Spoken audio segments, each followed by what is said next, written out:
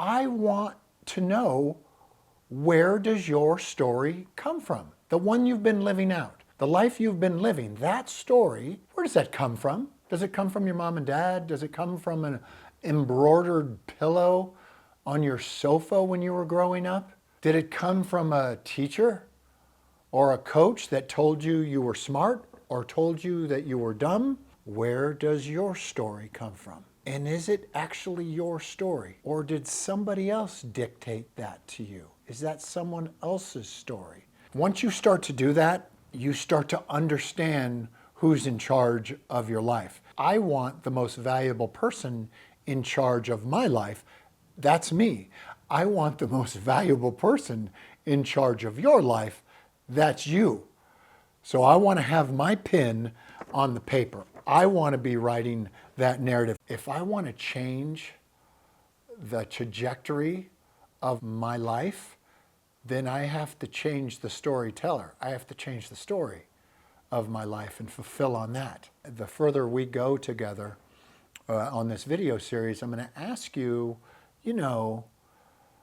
about your dream, right? Because why would we tell a story unless it was headed toward a dream? I love impossible dreams because I've found that they're all possible, even though we call them impossible, if you're telling the right story and fulfilling on that. That's why we're going to own our own narrative, write our own ticket.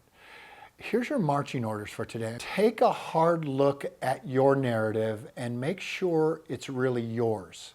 Who else might be dictating your narrative? So I want you to come up with the names. Who might be dictating the narrative that you've lived out so far? It's time to let go of that story, of that narrative that you don't own. And the second part of the marching orders is this. Ask yourself if your current story will take you to your impossible dream. So the story that you're telling now and living out in your own life, will that fulfill on your impossible dream? You better decide who's dictating that story.